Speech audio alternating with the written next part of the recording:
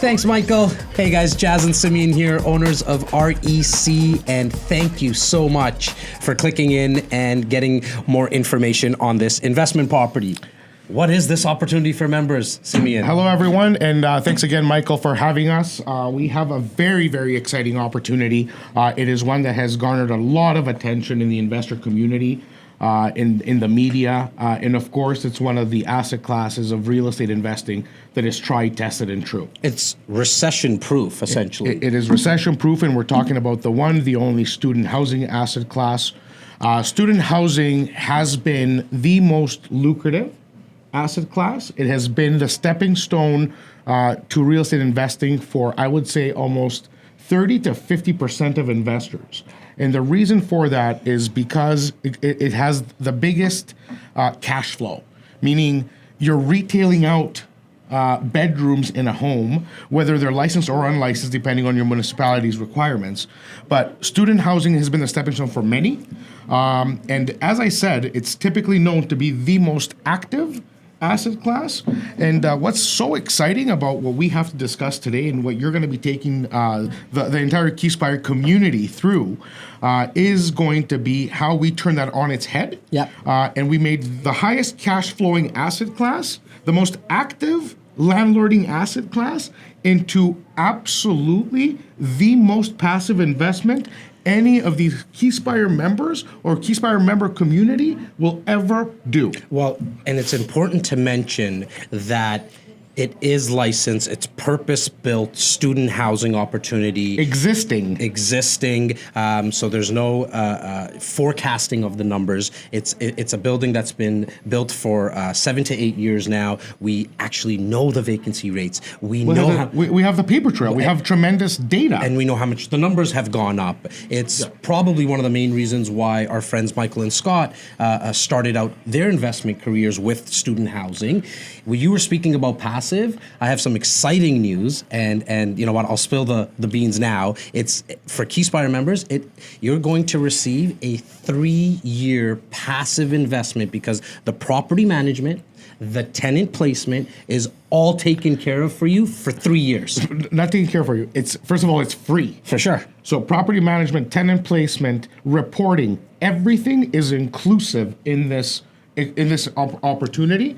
And I also want to thank the power team. So I know how much time you've put into putting half of these professionals together. I know how much work I've done in putting this together. Well, they're all part of the Keyspire community. The lawyer. No, but I mean, Kyle has been phenomenal.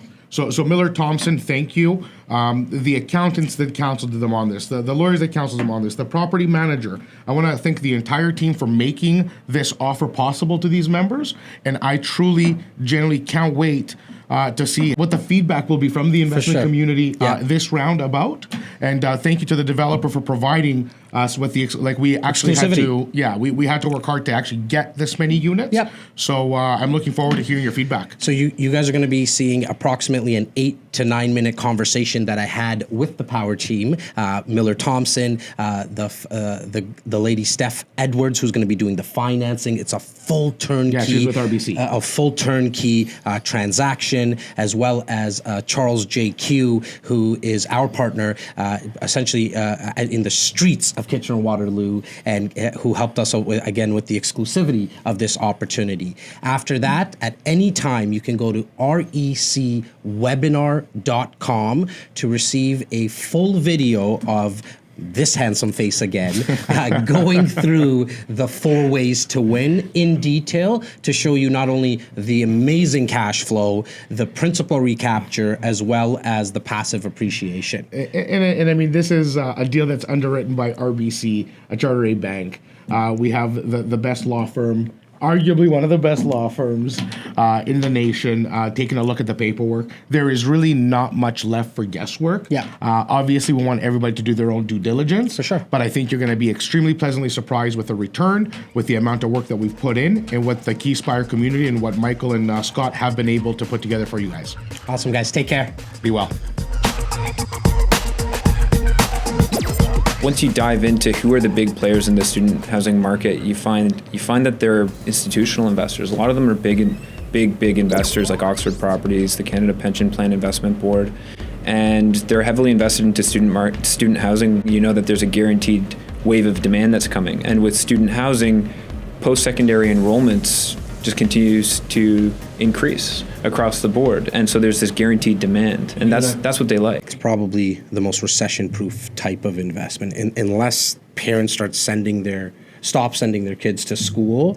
We know there's going to be a good flow of tenants always coming. Yeah, 100%. I think that's a perfect way to say that it is recession-proof, because, if people aren't able to find, employment at the level or the field that they want, what do? They go back to school. That's right. There's also a great advantage when it comes to raising rents. As you know, the Residential Tenancies Act here in Ontario, if you have long-term tenants, you can only increase the rents per the guidelines. When you have new tenants coming in every year, you can up those rents to new market levels almost on an annual basis. We know that with student housing, they're going to leave. And sometimes it's after year 2 or year 3, just because they want to be living in a different place, or they're getting with other friends. They've graduated. Yep. And to increase the rent. And I think you mentioned as well, Charles, that we're seeing increases in rents already in certain areas for rents. In Waterloo, the rents across the board with a number of different developers are going up by 10% next year. So now specifically talking about Kitchener-Waterloo, we have 2 universities, obviously Laurier University and University of Waterloo. What type of students go to both of these schools? Well, I think a good way to answer that question is to point out a few of the programs that are really popular there, because they're some of the best in the country, and they actually have some world-class programs. So the computer science and engineering program's number 23 in the world, which is huge, because that's actually in turn attracting a lot of companies focusing on technology that are moving in and next to the campuses. And there's a whole discussion we can have about what that's doing to the economy and how that's further attracting more students, because they want to graduate from school and go to work at Google down the street or Shopify. Google's hiring at $150,000 plus signing bonus right now, plus benefits, and you get flown to California for your orientation. So it's a good incentive for students to be competing to go to University of Waterloo. Mm-hmm. Wilfrid Laurier has an amazing business school, one of the top business schools in the country.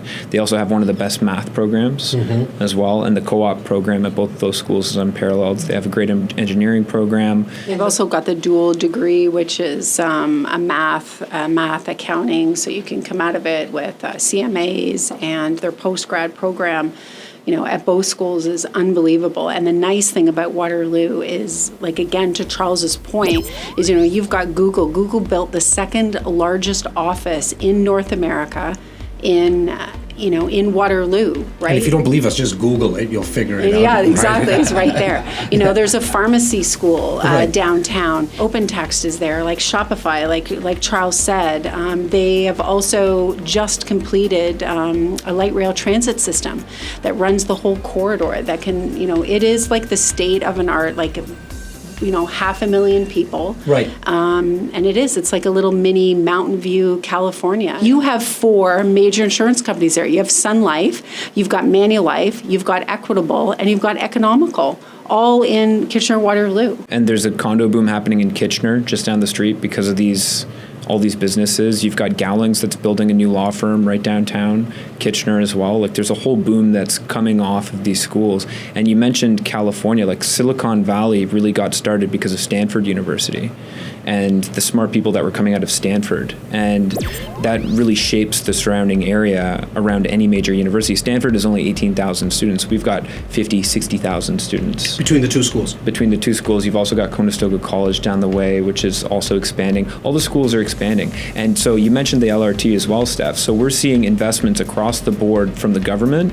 We're seeing investments from big corporations and businesses that are moving into the area, that are investing back into the universities again. Like Lazaridis Business School is Lazaridis from BlackBerry. Then you also have governments making huge investments. Like, if you look at the size of the city of Mississauga, which is what now, like 800,000, yeah. Right? You look at North York, you look at Markham, you look at Brampton. None of these cities have light rail transits, but Waterloo does. And Waterloo is like 530,000 when you combine Kitchener and Waterloo and Cambridge. So meanwhile, you have this huge government infrastructure funding project that's done. We're just waiting for the trains from Bombardier to get shipped in. They're going to start running any day now. And they connect the university all the way to downtown Kitchener. They connect to the GO train, which goes straight to Toronto. So we're an hour away commute, but on the GO train, they're going to be doing an express train ride. The previous Ontario government had announced the first high-speed rail line connecting Waterloo to Toronto, the first high-speed rail line in North America that would travel over 400 kilometers an hour. And does that bring you into Toronto for like in 40 minutes or something? It'd be the like time that you're quoting, right? 15. Well, if you're traveling at 400 kilometers an hour, right. it'd be like 20 minutes. 25 minutes. You stop at Pearson Airport and then Union Station. So you're a couple stops away from Toronto. The specific building we're speaking about is 253 Leicester Street, which is a 5 to 6 minute walk to both of the universities. When it comes to location, the closest place to the universities get rented out first. Because I know, Charles, you'll make mention about, I think it's about 30 to 35% of the students are foreign students. That's right. Right? And so the reason that's important is that when they're looking at places to live, when going to those two universities, they want to be close as possible from a walking distance perspective. Does that make sense? My sister-in-law works at the University of Waterloo. She works for one of the colleges there. And one of her jobs is to deal with the influx of foreign students who come in during the summer, and they also come in during certain holiday times of years. And that's their first choice, right, is to stay in an institutional place that's on campus, right? She works at Renison College, okay? I agree with you. The next step is somewhere that's close proximity, might even actually be closer than one of the colleges. Right.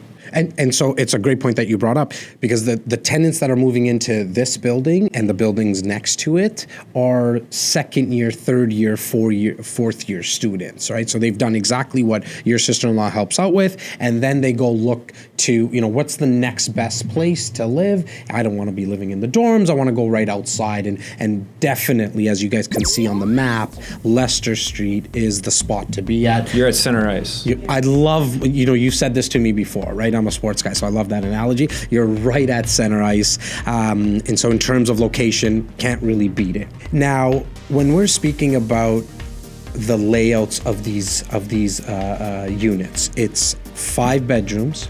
So essentially picture a 1,300 to 1,350 square foot unit. There are 5 bedrooms, 2 washrooms. Okay, each bedroom is being rented for about $670 a month, and which totals up to a little under $3,400 a month. Property management as an incentive right now, property management for the first 2 years is free, as well as you have a 2-year rental guarantee. So for some reason, if is one room that's not rented, you don't have to worry about it as an investor, because there's a guarantee that's being offered to you as an insider and as a Keyspire member right now, that you have a tenant no matter what in all beds. Okay? Yeah, and that's for peace of mind, but you mentioned that this group knows a thing or two about managing these types of properties. When you look at their entire portfolio going back, they've never had vacancies. Like the vacancy rate in Toronto is 0.4%, which is extremely low. Extremely low. Downtown Toronto, it's one of the most popular cities in the world right now.